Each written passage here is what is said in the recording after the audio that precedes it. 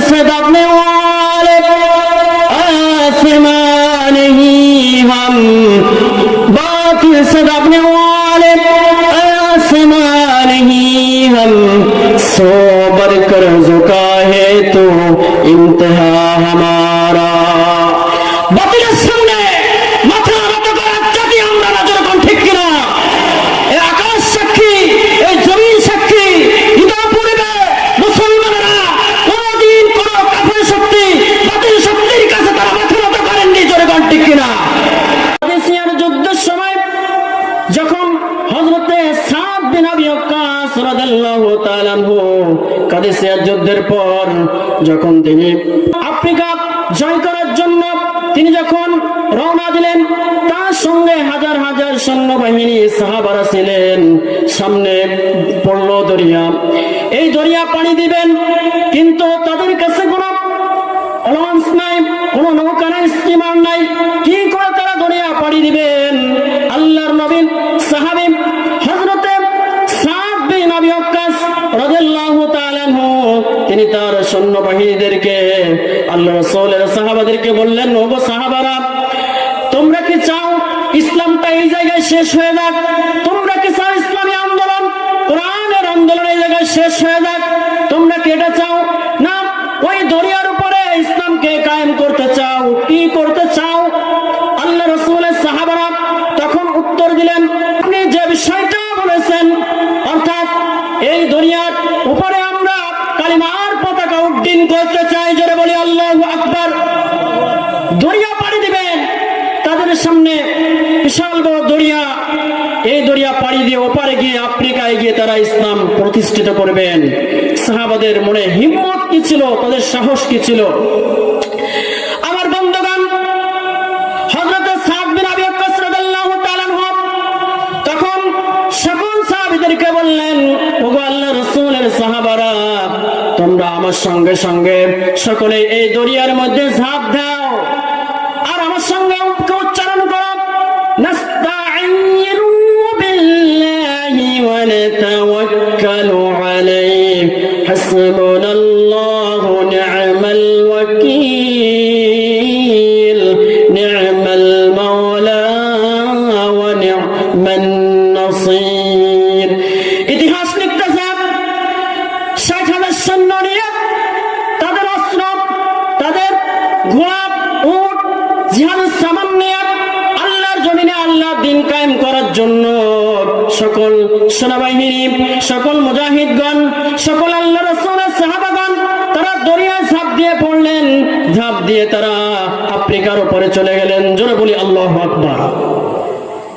হযরত সাদ বিন আবি ওয়াক্কাস রাদিয়াল্লাহু তাআলা আনহু তিনি সকল সাহাবাদেরকে বললেন, ওগো আল্লাহর রাসূলের সাহাবা, দেখো তো তোমাদের মধ্যে কেউ দরিয়ায় ডুবে গেছে নাকি, কেউ হারিয়ে গেছে নাকি, দেখো তো। তখন এদিক ওদিক সকলে তাকিয়ে দেখলো যে একজন সাহাবা তো দূরের কথা, তাদের উট ঘোড়া, তাদের যে জিনিসপত্র গুলো ছিল, সব তাদের জিনিসপত্র গুলো ঠিক ছিল। জোরে বলি সুবহানাল্লাহ।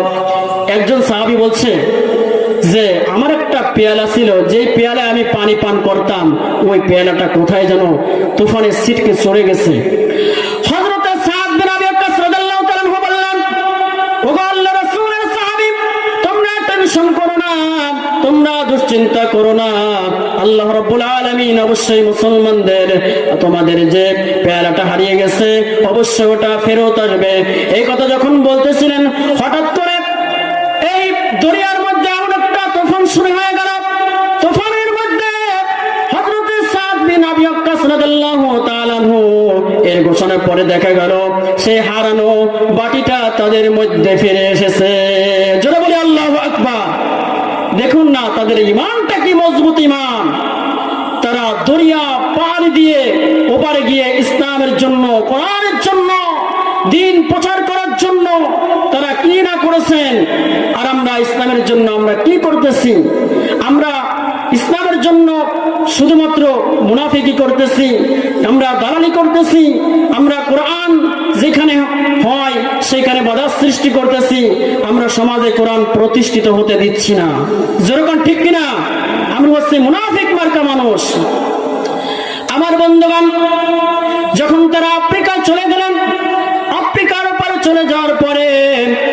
আফ্রিকার সরকার, জালেম সরকার, তারা বুঝতে পারলেন যে মুসলমানরা এসেছে আমাদের সঙ্গে যুদ্ধ করার জন্য, এজন্য জঙ্গলের কাছে তাদেরকে থাকতে দেওয়া হলো।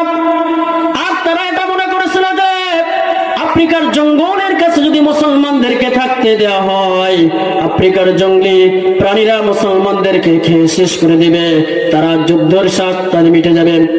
আমার বন্ধুগণ, হযরতে সাদ বিন আবি ওয়াক্কাস রাদিয়াল্লাহু তাআলা আনহু এই অবস্থাটা বুঝতে পারলেন, তাদের এই কূট কৌশলটা বুঝতে পারলেন।